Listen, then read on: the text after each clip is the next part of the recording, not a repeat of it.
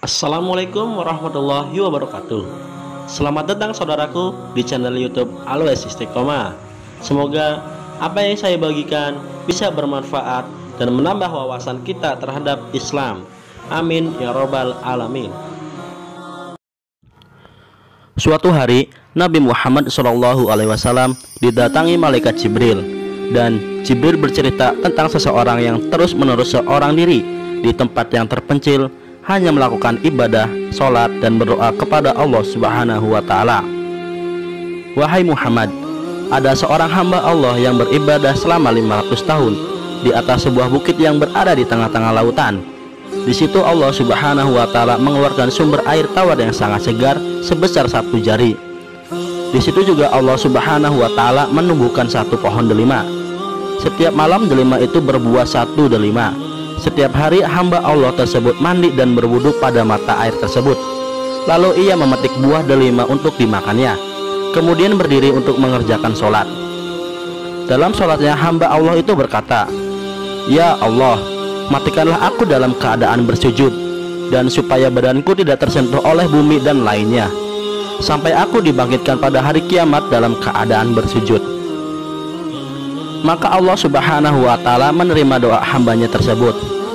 Aku Jibril alaihissalam mendapatkan petunjuk dari Allah Subhanahu wa Ta'ala bahwa hamba Allah itu akan dibangkitkan pada hari kiamat dalam keadaan bersujud.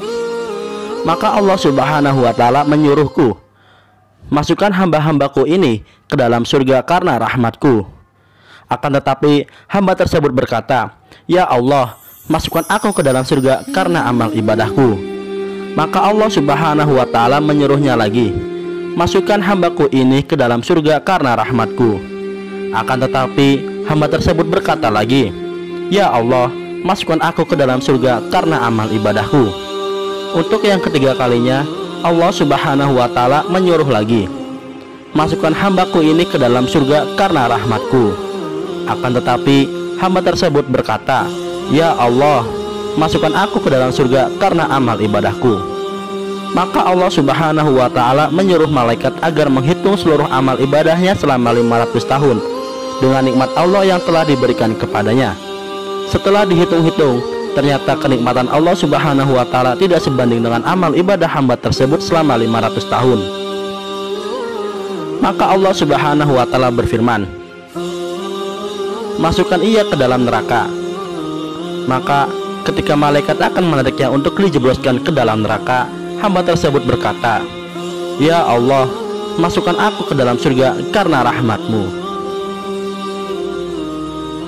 Hikmah dari kisah di atas adalah bahwa seseorang bisa masuk surga karena rahmat Allah Subhanahu wa Ta'ala, bukan karena banyaknya amal ibadah. Lantas muncul pertanyaan, bagaimana dengan amal ibadah yang kita lakukan setiap hari, seperti sholat, zakat, sedekah, puasa, dan amalan-amalan lainnya tidak ada arti? Janganlah salah persepsi. Sungguh tidak ada amal ibadah yang sia-sia. Amal ibadah adalah sebuah proses atau alat untuk menuju rahmat Allah Subhanahu wa Ta'ala. Karena rahmat Allah tidak diobrol begitu saja kepada manusia, akan tetapi harus diundang dan dijemput.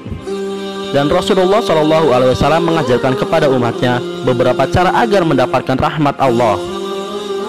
Di antaranya adalah yang pertama,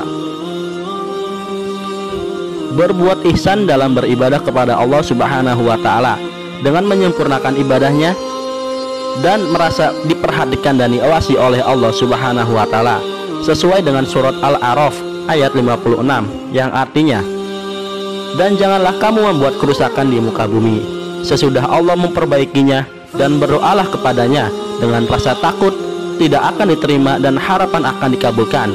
Sesungguhnya rahmat Allah amat dekat kepada orang-orang yang berbuat baik." Yang kedua, bertakwa kepadanya dan menaatinya dengan melaksanakan perintahnya dan menjauhi larangan-larangannya sesuai dengan surat Al-A'raf ayat 156 yang artinya, "Siksaku akan kutimpakan kepada siapapun yang aku kehendaki, dan rahmatku meliputi segala sesuatu. Maka akan aku tetapkan rahmatku untuk orang-orang yang bertakwa, yang menunaikan zakat, dan orang-orang yang beriman kepada ayat-ayat kami." Yang ketiga, tebarlah kasih sayang kepada makhluknya. baik manusia, binatang maupun tumbuhan. Yang keempat, beriman, berhijrah dan berjihad di jalan Allah Subhanahu wa taala.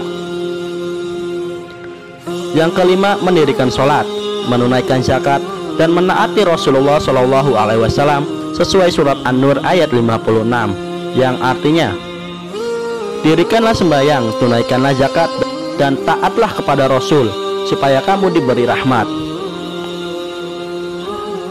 Keenam, berdoa kepada Allah Subhanahu wa taala untuk mendapatkannya dengan bertawasul dengan nama-namanya yang Maha Pengasih Ar-Rahman, yang Maha Penyayang Ar-Rahim, sebagaimana firman Allah Subhanahu wa taala, wahai Rabb kami, berikanlah rahmat kepada kami dari sisimu, dan sempurnakanlah bagi kami petunjuk yang lurus dalam urusan kami. Quran Surat Al-Kahfi ayat 10. Ketujuh, membaca, menghafal dan mengamalkan Al-Quran. Kedelapan, menaati Allah Subhanahu wa taala dan Rasulnya, seperti firman Allah Subhanahu wa taala dalam surat Ali Imran ayat 132 yang artinya, dan taatilah Allah dan Rasul supaya kamu diberi rahmat.